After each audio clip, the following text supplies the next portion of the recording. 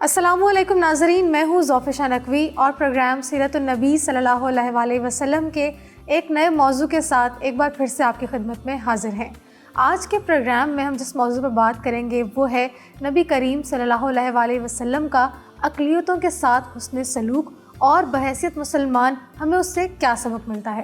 ناظرین، دین اسلام میں حقوق العباد کو بہت اہمیت حاصل ہے، پھر وہ حقوق چاہے دوستوں کے ہوں، رشتہ داروں کے ہوں، ہمسایوں کے ہوں یا پھر اقلیتوں کے ہوں۔ نبی کریم کی سیرت پر اگر ہم غور کریں تو ہمیں ان کی زندگی سے متعدد ایسے واقعات اور ایسے مثالیں ملتی ہیں جن میں انہوں نے اقلیتوں کے حقوق پر زور دیا ہے اور اس کی اہمیت ہمیں واضح کی ہے۔ پروگرام میں ہمیشہ کی طرح ہمارے ساتھ معروف سیرت اسکالر ڈاکٹر طارق شریف زادہ صاحب موجود ہیں جو کہ اس موضوع کے حوالے سے ہماری رہنمائی کریں گے۔ السلام علیکم ڈاکٹر صاحب۔ وعلیکم السلام ورحمۃ اللہ وبرکاتہ۔ ڈاکٹر صاحب، سب سے پہلے تو ہمیں یہ بتائیے گا کہ سیرت کی روشنی میں اقلیتوں کے حقوق کی کیا اہمیت ہے؟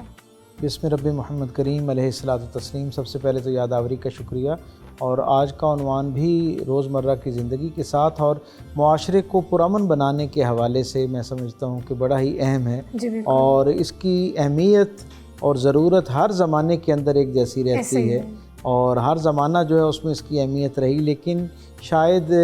عہد حاضر میں جتنا اس کے اوپر کام کرنے کی، بات کرنے کی، اس کے حوالے سے اثر نو اپنے رویوں، اپنے نظریات کو ترتیب دینے کی ضرورت ہے، شاید اس سے پہلے اتنی ضرورت نہیں تھی۔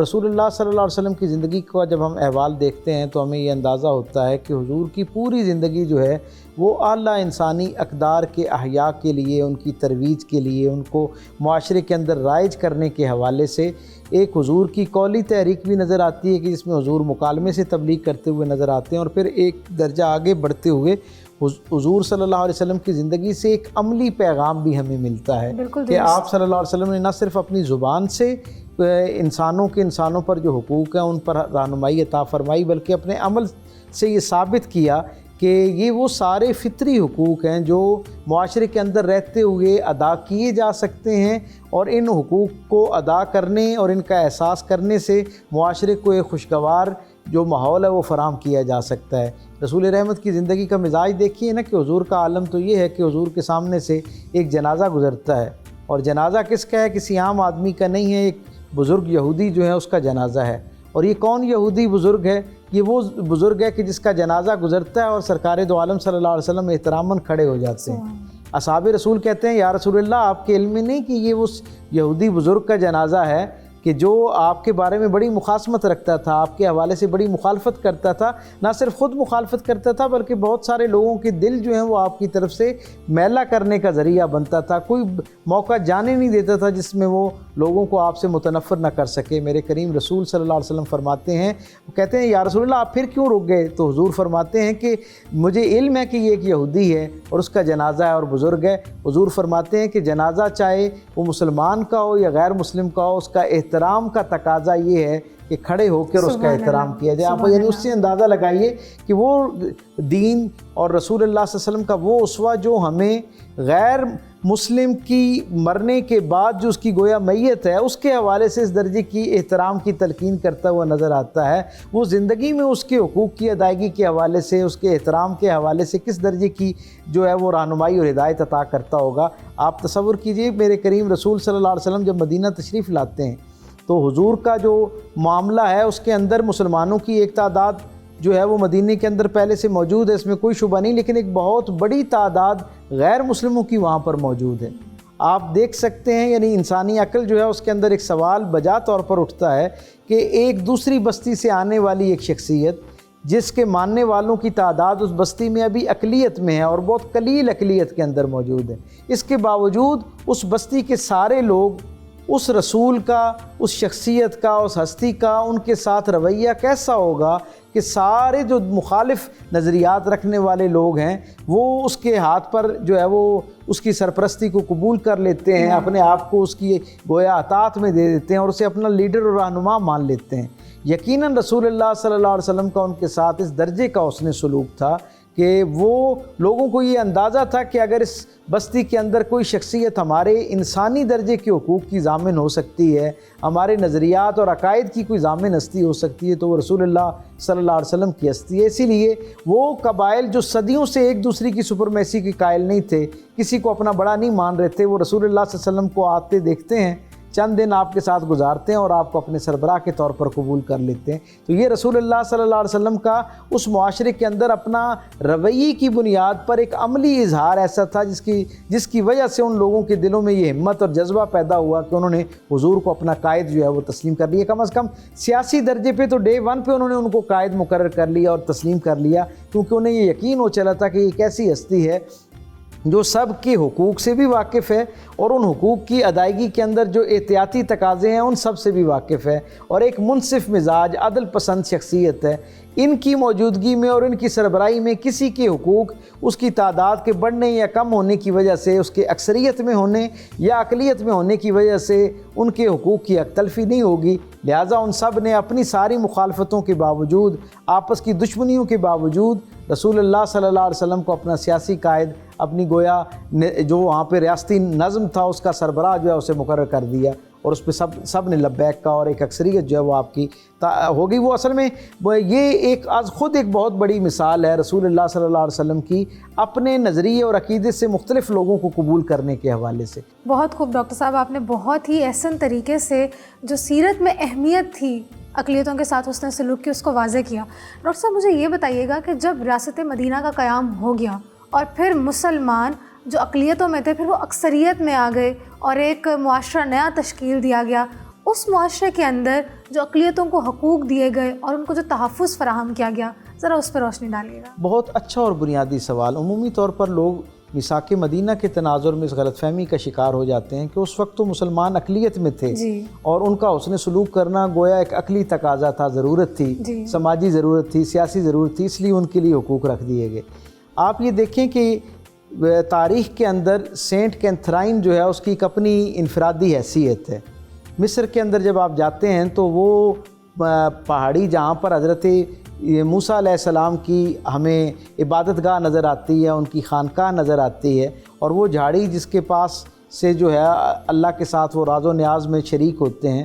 وہاں پر وہ جو برننگ بشز ہیں ان کے پاس کر کے ایک سینٹ کیتھرائن کے نام کی ایک عبادت گاہ موجود ہے، اور اس کی انفرادیت یقیناً ایک تو یہ ہے جو میں نے بیان کی، اس سے بڑھ کر اس کی انفرادیت یہ ہے کہ یہاں کے متولین ایک زمانے میں سرکار دو عالم صلی اللہ علیہ وسلم کے پاس پہنچے اور رسول اللہ صلی اللہ علیہ وسلم کے ساتھ شرف ملاقات کے بعد انہوں نے یہ چاہا کہ اے اللہ کے رسول، آپ اس وقت تو یقیناً آپ کا ہمارے ساتھ اور ہمارے ہم عقیدہ لوگوں کے ساتھ حسن سلوک ہے ہی ہے، کیونکہ آپ خود براہ راست موجود ہیں، لیکن جب آپ اس دنیا سے تشریف لے جائیں گے تو اور مسلمان جس تیزی سے اسلام پھیل رہا ہے، ہمیں یہ خدشہ ہے کہ یہ دنیا کی آبادی کی جو آخری کونے ہیں وہاں تک یہ نور پہنچے گا۔ اس منظر نامے میں جب مسلمان اتنی غالب اکثریت میں وہاں پہنچیں گے تو ہمیں یہ خدشہ ہے کہ ہماری سینٹ کیتھرائن جیسی جو مقدس عبادت گاہیں ہیں کہیں ان کو اپنی لپیٹ میں نہ لے لیا جائے یا ان کی کوئی بے حرمتی خدا نخواستہ نہ ہو جائے۔ تو آپ کچھ اس حوالے سے اگر ہماری دلجوئی فرما دیں تاکہ ہمارے لیے آسان ہو جائے، تو اللہ کے رسول صلی اللہ علیہ وسلم نے ایک عہد نامہ ان کو لکھ کر دیا جو آج تک خوش نصیبی ہے اس قرۂ ارضی کے لوگوں کی کہ وہ آج تک سینٹ کیتھرائن کے اندر موجود ہے، جس کے اندر رسول اللہ صلی اللہ علیہ وسلم نے وہ معاہدہ اس کے الفاظ کمال کے ہیں، اور میں سمجھتا ہوں کہ ہر وہ کلمہ گو جو اس سینٹ کیتھرائن کے معاہدے کے الفاظ یا عہد نامے کے الفاظ اگر پڑھ لے، ان کو سمجھ لے، تو یہ ممکن ہی نہیں ہو سکتا کہ کوئی مسلمان اس کی طرف سے کسی اقلیتی مسیح بھائی کے بہن بھائی کے ساتھ کوئی زیادتی ہو سکے یا ایون کسی اور مذہب کے کسی شخص کی دل آزاری کا وہ باعث بن سکے۔ اللہ کے رسول صلی اللہ علیہ وسلم نے فرمایا کہ یہ معاہدہ میرے اور میرے سارے ماننے والوں کی طرف سے مسیح بہن بھائیوں کے ساتھ ہے، اور حضور نے فرمایا کہ میں قیامت تک، اس کا مفہوم یہ ہے کہ میں قیامت تک اس معاہدے کا ضامن ہوں، اور اس معاہدے کے اندر کیا ہے کہ مسیحوں کی عبادت گاہوں کا تحفظ کیا جائے گا، انہیں عبادت گاہوں میں عبادت کی آزادی ہوگی، ان کے جو عبادت کے حوالے سے بڑے لوگ ہوں گے، علماء ہوں گے، ان کے راہب ہوں گے، ان کے پادری ہوں گے، ان کا اکرام کیا جائے گا، ان کے ساتھ کوئی سختی نہیں برتی جائے گی۔ مسیح بیٹیاں جو ہوں گی ان میں سے کسی کو زبردستی کسی مسلمان کے نکاح میں نہیں دیا جائے گا۔ پھر اس سے ایک درجہ آگے بڑھ کر ان کو اپنے نظام عدل میں مکمل آزادی دی جائے گی، یعنی وہ اپنے معاملات کے اندر اگر اپنی کتاب کے مطابق، اپنے نظریہ حیات کے مطابق اپنا کوئی نظام عدل قائم رکھ کے اس سے فیصلہ لینا چاہیں، یعنی اپنی کوئی جسے کہتے ہیں نا کورٹس قائم کرنا چاہیں، تو ان کو اس کی آزادی دی جائے گی کہ وہ اپنی کورٹس کے اندر اپنے قاضیوں کی موجودگی میں، اپنے ججز کی موجودگی میں اپنے معاملات کا تصفیہ حاصل کر سکیں۔ اور پھر رسول اللہ صلی اللہ علیہ وسلم نے فرمایا کہ یہ معاہدہ ظاہراً تو میرے اور ان کے درمیان ہو رہا ہے، لیکن یہ میری طرف سے اور میرے کلمہ گو دنیا کے آخری آنے والے کلمہ گو تک کی طرف سے یہ معاہدہ ہے۔ اور حضور نے فرمایا کہ اگر کسی کے ساتھ اس معاہدے کی عہد شکنی کے طور پر کوئی زیادتی کرے گا تو قیامت کے دن میں ان کی طرف سے اس معاہدے کی خلاف ورزی پر اللہ کی بارگاہ میں وکیل کے طور پر پیش ہوں گا۔ تو آپ اس سے اندازہ لگا لیجئے کہ اور پھر نہ صرف کہ حضور نے یہ معاہدہ لکھوایا بلکہ اس کے اوپر تائید اور تصدیق کے لیے رہتی دنیا کے سارے مسلمانوں کی تسلی کے لیے اپنے دست مبارک کا عکس اس کے اوپر قائم کیا۔ وہ آج تک وہاں پر موجود ہے، اور یہ ایک طویل روایت ہے مسلمانوں کی پچھلے 1500 سال کی کہ ہر زمانے کے اندر جہاں پر مختلف نظریات کا آپس میں ٹکراؤ ہوا، اسلام کو بھی بہت ساری جنگوں کا سامنا رہا، لیکن ہر زمانے کے اندر مسلمان خواہ وہاں پر حکمران ہوئے یا نہ ہوئے، کبھی مسلمانوں کی طرف سے اس معاہدے کی خلاف ورزی نہیں کی گئی، کوئی جو ہے وہ چرچ جو ہے اس کی بے حرمتی نہیں کی گئی، کوئی ان دینی جو شاعر کے ساتھ وابستہ شخصیات ہیں ان میں سے کسی کی توہین نہیں ہوتی ہوئی نظر آتی ہے۔ اور ہم یہ دیکھتے ہیں کہ یہ کیا کمال معاملہ ہے کہ رسول اللہ صلی اللہ علیہ وسلم کی اس بات کی پاسداری کے طور پر، یعنی یہ ایک روایت ہمیں تاریخ میں ملتی ہے، 1516 میں جو پاشا آف مصر تھا، وہ جو مصر کا گورنر تھا، وہ خود گیا اور سال میں ایک مرتبہ جاتا ہے اور وہ وہاں پر اس معاہدے کو جو ہے وہ پڑھتا ہے اور اس کی تصدیق کرتے ہوئے اعلان کرتا ہے۔ اور یہ آج تک روایت وہاں قائم ہے کہ جو مصر میں وہ اس علاقے کا گورنر ہوتا ہے یا بادشاہ ہوتا ہے، وہ ہر سال وہاں پر جاتا ہے اور رسول اللہ صلی اللہ علیہ وسلم کے اس عہد نامے کی زیارت بھی کرتا ہے، اسے پڑھ کر سناتا ہے اور اس پر دوبارہ ان کو تسلی اور تصدیق دیتا ہے۔ تو اسلام جو ہے وہ تو مختلف مذاہب کے ساتھ اس طرح کی رواداری، محبت، تعظیم اور شفقت کا، بھائی چارے کا جو ہے وہ ایک درس دیتا ہے اور اس کا ماحول پیدا کرتا ہے۔ رسول اللہ صلی اللہ علیہ وسلم کی پوری زندگی اس کے اوپر ہمیں گواہی کے طور پہ جو ہے نا بے شمار گواہیوں سے بھرپور نظر آتی ہے۔ جی ڈاکٹر صاحب، بہت ہی خوبصورت انداز میں آپ نے اس بات کو ہمیں سمجھایا کہ اقلیتوں کے جو حقوق ہیں وہ ریاست مدینہ نے بہت ہی بہترین طریقے سے ہم تک پہنچا دیے گئے ہیں۔ جی ناظرین، پروگرام میں مزید سوالات کو بھی شامل کریں گے، لیکن فی الحال وقت ہوا ہے ایک بریک کا۔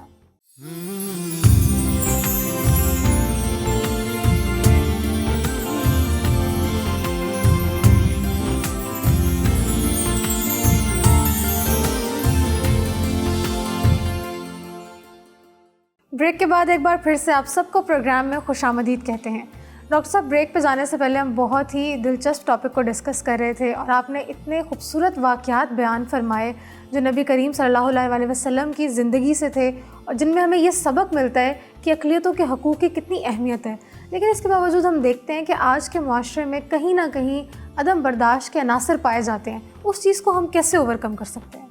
جب تک سب سے پہلے آپ دیکھیے رسول اللہ صلی اللہ علیہ وسلم نے اپنے ساتھ وابستہ لوگوں کی تربیت میں جہاں انہیں خدا کا تصور عطا کیا اور خدا کے حقوق جو تھے بطور معبود اللہ کے اپنے بندوں پر جو حقوق ہیں جتنا ان کے اوپر آپ نے فوکس کیا، بالکل اسی طرح ہی آپ نے لوگوں کے ذہن میں بطور انسان دوسرے انسان کے جو حقوق ہیں ان کے حوالے سے فوکس کیا اور اس پر ترغیب دلائی، تربیت دی۔ اور جیسے میں نے شروع میں کہا کہ نہ صرف قولی سطح پر تبلیغ کی بلکہ عملی سطح پہ تبلیغ کی، یعنی اپنے عمل سے وہ جو کچھ کہا اسے کر کے دکھایا۔ آپ یہ دیکھیں کہ اس معاشرے کے اندر کیوں اکرام موجود تھا اقلیتوں کا، اپنے نظریات سے ہٹ کے لوگوں کے ساتھ احترام کے ساتھ پیش آنے کا۔ آپ یہ دیکھیں نا کہ جس دن فتح مکہ ہوتی ہے، سرکار دو عالم صلی اللہ علیہ وسلم کو اللہ تعالیٰ نصرت دائمی عطا فرماتا ہے اور حضور جو ہے وہ مکے کے اندر داخل ہوتے ہیں۔ وہ شہر جہاں رات کی پچھلے پہر حضور کو بے یار و مددگار چھوڑنا پڑتا ہے، جو شہر گویا اپنا اصل وطن چھوڑنا پڑتا ہے اور حضور وہاں سے مدینے کی طرف تشریف لے جاتے ہیں، صرف 8 برس کی محنت کے بعد منظرنامہ یکسر تبدیل ہو جاتا ہے اور حضور اس شہر کے اندر داخل ہوتے ہیں۔ اب یہ کون سا شہر ہے اور اس کے باسی کون ہیں؟ اس شہر میں رہنے والے وہ لوگ ہیں جنہوں نے میرے کریم رسول صلی اللہ علیہ وسلم کے ساتھ اس وقت تک کی انسانی تہذیب میں جو ظلم روا رکھا جا سکتا ہے وہ سارا ظلم کر رکھا ہے۔ حضور کے ساتھ جس طرح کی توہین کا کوئی تصور کر سکتا ہے اس درجے کی توہین کر رکھی ہے، دل آزاری کا جو تصور کیا جا سکتا ہے وہ کر رکھا ہے، لیکن وہاں اللہ اپنے محبوب صلی اللہ علیہ وسلم کو ایک غلبہ عطا فرماتا ہے، اور جب سارا شہر مطیع ہو جاتا ہے، ساری بستی آپ کی قبضے میں آ جاتی ہے، مغلوب ہو جاتی ہے آپ کے سامنے، تو پھر کیا ہوتا ہے؟ اللہ کے رسول صلی اللہ علیہ وسلم ان سب کو معاف فرما دیتے ہیں۔ سبحان کسی ایک شخص کو بھی تلوار کی طاقت کے ساتھ جو ہے وہ کلمہ نہیں پڑھایا جاتا، اور رسول اللہ صلی اللہ علیہ وسلم ان دشمنوں کو جو مخالفت میں جان لینے کے لیے مکے سے نکل کر مدینے پہ بار بار حملہ کرتے ہوئے نظر آتے ہیں ماضی قریب میں، جب رسول اللہ صلی اللہ علیہ وسلم ان پر غالب آ جاتے ہیں تو اپنے محبت کرنے والوں کو، جنہیں انہوں نے سب نے تکلیف دے رکھی ہوتی ہے، انہیں کیا ترغیب دلاتے ہیں کہ میں تمہیں ان کے معاملے میں اللہ کا خوف دلاتا ہوں، اللہ کی یاد دلاتا ہوں، تمہیں یہ احساس پہنچانا چاہتا ہوں کہ یہ بے شک تمہارے ساتھ تمہارے نظریے میں شامل نہیں ہیں، تمہارے عقیدے میں شامل نہیں ہیں، لیکن یہ اللہ کی مخلوق تو ہیں، جب تک یہ اللہ کی حدود کی اعلانیہ خلاف ورزی نہ کریں، معاشرے کے اندر بد امنی اور ظلم کا ذریعہ نہ بنے، اس وقت تک ان کے ساتھ سختی سے بولنا جو ہے اس کی اجازت بھی نہیں۔ اللہ کے رسول صلی اللہ علیہ وسلم کا وہ حسن سلوک اس معاشرے کو کیا نعمت عطا کرتا ہے، ایک تو امن دائمی عطا فرما دیتا ہے، دوسرا جوق در جوق حضور کے اس معاف کرنے کے رحمت برے فرمان کا نتیجہ یہ نکلتا ہے، ان کے بطور انسان حقوق کا جو اعلان رسول اللہ صلی اللہ علیہ وسلم اپنے عمل سے کرتے ہوئے نظر آتے ہیں، اس کی برکت یہ ہوتی ہے کہ ہر آن جو ہے وہ لوگ جوق در جوق دین اسلام کا جو دامن رحمت ہے اس کا حصہ بننا شروع ہو جاتے ہیں۔ اگر رسول اللہ صلی اللہ علیہ وسلم اس وقت اقلیت میں آئے ہوئے غیر مسلموں کو جان مال کی امان نہ عطا کرتے، ان کی عزت اور آبرو کی حفاظت کی ضمانت نہ عطا کرتے، تو کیا وہ معاشرہ اتنا تیزی کے ساتھ اسلام کا گرویدہ ہو سکتا تھا؟ یقیناً نہیں ہونا تھا۔ اور پھر رسول اللہ صلی اللہ علیہ وسلم نے غالب آنے کے بعد وہ کیا ازلی ابدی دائمی اصول عطا فرمائے۔ میرے کریم رسول صلی اللہ علیہ وسلم نے فرمایا، ظاہراً ان کا نظریہ عقیدہ تم سے مختلف ہے، لیکن یہ انسانوں کی ساری برادری اللہ کا کنبہ ہے، اور اللہ کو اپنا کنبہ ویسے ہی پیارا ہے جیسے کنبے کے سربراہ کو اپنا افراد خانہ پیارے ہوتے ہیں۔ یہ سارے اللہ کی مخلوق ہیں، اللہ کے کنبے کے افراد ہیں، اللہ کو یہ سارے پیارے ہیں۔ اور پھر کیا ہے؟ حضور نے فرمایا کہ کلمے کی بنیاد پر محض اسلام میں داخل نہ ہونے کو بنیاد بنا کر کسی شخص کو اپنی ذاتی دشمنی کا بدلہ لینے کی اجازت نہیں ہے۔ اس دین نے جو پیغام عطا کیا اور حضور نے جو اپنی سیرت سے جو ایک مثال قائم کی، وہ ہمیں کیا ہدایت عطا کرتی ہے کہ یہ اپنے نظریات میں ہم سے اختلاف رکھنے کے باوجود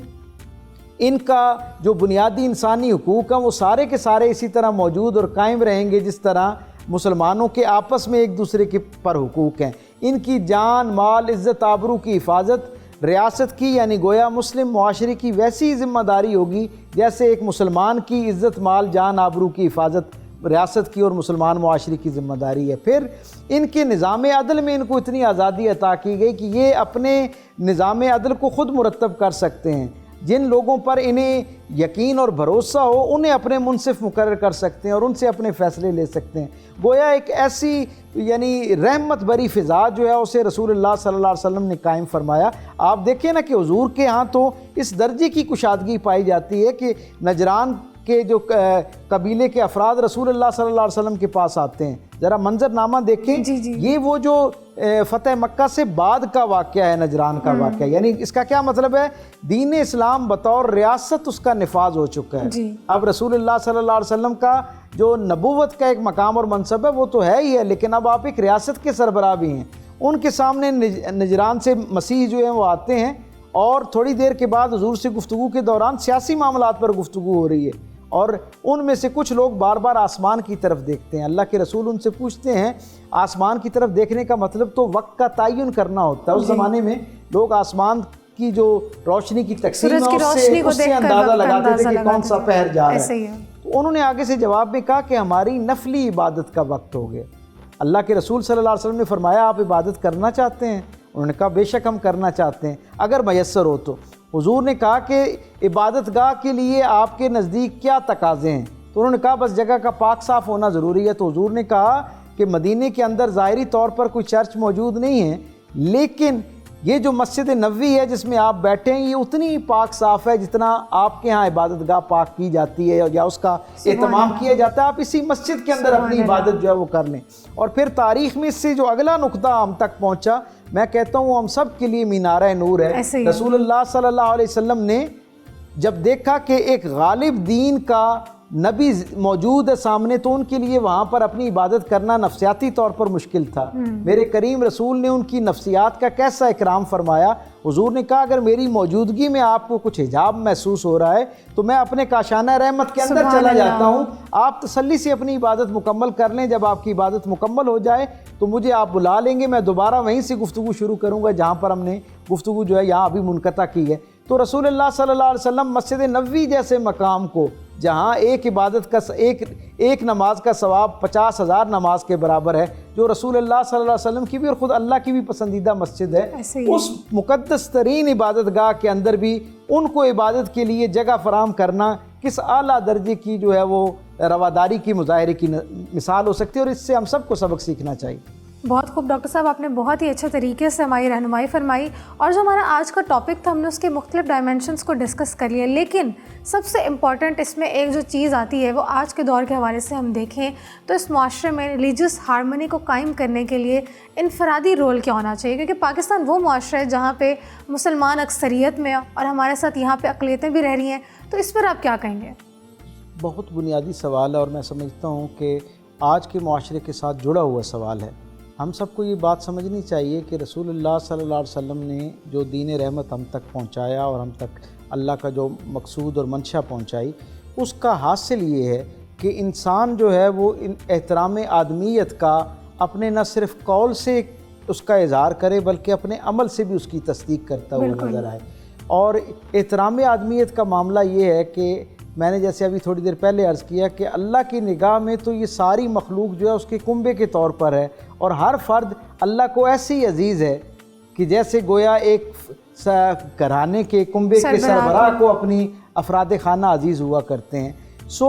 کسی بھی شخص کے معاملے میں رائے قائم کرتے ہوئے ہمیں یہ بات ذہن میں رکھنی چاہیے کہ یہ ہمیں کیا علم کہ اللہ کے ہاں اس کا کیا مقام اور منصب ہے، اللہ کی نگاہ میں وہ کتنا پسندیدہ ہے. اور پھر یہ جو معاشرے کے اندر اقلیت اور اکثریت ہے، ان کے درمیان احترام آدمیت ہی ایک ایسا جذبہ ہے جو برداشت بھی پیدا کرتا ہے، رواداری بھی پیدا کرتا ہے. اور پھر جب حقوق کے اندر ایک عادلانہ مساوات قائم ہوتی ہے معاشرے کے اندر، سب کو جب یہ احساس یعنی اس کا یقین ہوتا ہے کہ ہمارے بنیادی حقوق جو ہیں ان کی حق تلفی نہیں ہوگی، تو پھر معاشرے کے اندر خود بخود محبتیں پروان چڑھنا شروع ہو جاتی ہیں، کمیونٹیز ایک دوسرے کے قریب آنا شروع ہو جاتی ہیں. خود پاکستان دنیا بھر کے اندر اقلیتوں کے ساتھ معاملے میں ایک بہترین مثال کے طور پر پیش کیا جا سکتا ہے. میں ہمیشہ یہ کہا کرتا ہوں کہ دنیا میں پاکستان کی بے شمار اور خوش نصیبیوں کے ساتھ ساتھ ایک بہت بڑی خوش نصیبی یہ بھی ہے، میں بڑے فخر سے یہ بات کہا کرتا ہوں اور ذمہ داری کے ساتھ کہا کرتا ہوں کہ دنیا بھر میں شاید ہی کسی ملک کو اتنی بہترین اقلیت میسر ہوگی جتنی پاکستان کو اقلیت میسر ہے. جیسے پاکستان بنانے میں مسلمانوں کا کردار تھا، وہیں پر اس ملک کو بنانے کے حوالے سے، اس کو آزاد کروانے کے حوالے سے اپنے دائرۂ اثر کے اندر رہتے ہوئے مسیح بہن بھائیوں کا کردار بھی موجود تھا. باقی کمیونٹیز کے لوگوں نے بھی ایک جذبے کے ساتھ، دیکھیں نا، وہ لوگ ایک بڑی تعداد میں جن کو سیکولر جسے کہتے ہیں نا ایک نعرے کے ذیل میں ریاست کے سرحد کے دوسری طرف بہت ویلکم کیا جا رہا تھا، لیکن انہوں نے اس وقت پاکستان کے قیام کی صورت میں اپنا ووٹ اس طرف ڈال کر اپنا آپ یا اپنی حمایت پاکستان کے ساتھ فراہم کی، وہ جذبہ فراہم کیا. وہ پھر نہ صرف قیام پاکستان میں ان کا کردار بے مثال نظر آتا ہے بلکہ دفاع پاکستان میں بھی ہمیں بے شمار ایسے لوگ نظر آتے ہیں جنہوں نے بالکل اسی طرح جیسے مسلمان پاکستانی افواج کے اندر موجود جو جوان تھے، غازی تھے، انہوں نے شہادتیں کی دیں، اپنی جان پیش کی، بالکل اسی طرح ہماری جو اقلیتی بہن بھائی ہیں انہوں نے بھی پورے جذبے کے ساتھ اپنی جان مال عزت آبرو جو ہے اس ملک کے لیے قربان کی ہے. اور میں یہ دیکھتا ہوں کہ جو چنیدہ کوئی واقعات جن کو بہت زیادہ دنیا کے اندر اوور ہائی لائٹ کر کے میں یہ سمجھتا ہوں کہ پاکستان کے چہرے کو بگاڑنے کی کوشش کی جاتی ہے، جہاں وہ کچھ کمزوریاں نظر آتی ہیں معاشرے کے اندر وہاں پر وہ خوبصورت مثالیں بھی تو دنیا میں پیش کی جانی چاہیے نا. چہرے کا وہ رخ بھی تو دکھایا جانا چاہیے جس کے اندر جہاں کہیں کسی ہماری اقلیت میں موجود بہن بھائی کی یک تلفی ہوتی ہے تو وہاں کتنی بڑی تعداد میں پورا ملک ان کی حمایت میں باہر نکل کے آ جاتا ہے. اور پھر ہمارے ان بہن بھائیوں کو ہزار سلام عقیدت ہماری طرف سے کہ جو وقتی طور پر دکھی ہونے کے باوجود جب انہیں انٹرنیشنل میڈیا گھیرتا ہے اور ان سے سوال کرتا ہے تو وہ کہتے ہیں کہ بھائی یہ ہمارے گھر کے اندر کا معاملہ ہے, ہمیں پاکستان آج بھی اتنا ہی عزیز ہے, اتنا ہی ہمارے لیے محفوظ ہے جتنا ہمارے آباء و اجداد کے لیے محفوظ تھا. ہمارے دل جان عزت آبرو اس ملک کے ساتھ ویسی ہی جڑی ہوئی ہے جیسے کسی ایک مسلمان اکثریتی طبقے کا جو مسلمان ہے اس کی جیسے اس کے ساتھ عزت آبرو جڑی ہوئی ہے. تو یہ ایک خوبصورت گلدستہ ہے. باقی معاشرے کے اندر رویوں کے اعتبار سے ہر زمانے کے اندر گنجائش موجود ہوتی ہے بہتری کی. ہمیں بھی اپنے معاشرے کے اندر اس کے حوالے سے جو ہے